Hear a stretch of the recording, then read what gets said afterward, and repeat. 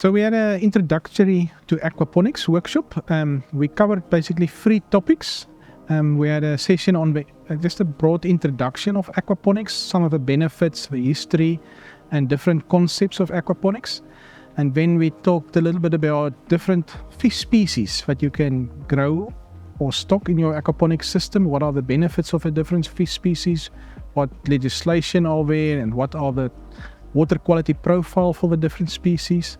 Then afterwards we had a presentation on plant varieties. What plant varieties can you grow in aquaponics, and which ones work well, which one doesn't work well? What are the requirements of the plants to grow optimally?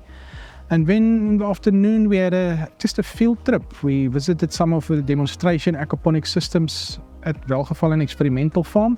So we have 4 different systems. A very small system which we can maybe construct at schools for education purposes. Then we have a more community scale system and a bigger commercial scale system. But we also have a saline or marine aquaponics system which we built recently.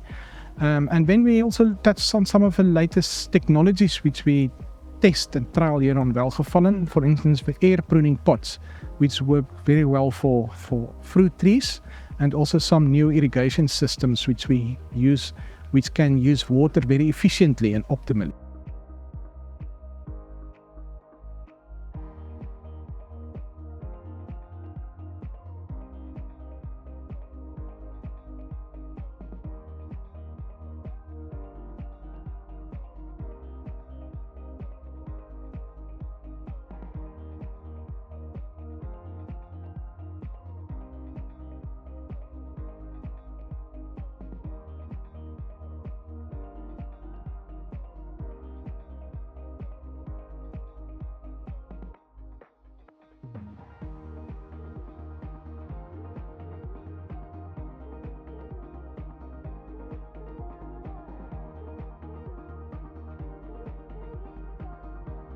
People think it's very high-tech and expensive, but it doesn't have to be. You can also do it very simple and cheap if you build it and design it yourself.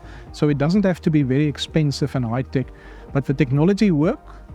It's safe food and you use water very efficiently. So if you imagine climate change, we will have much more challenges with droughts, storms, wind, flooding.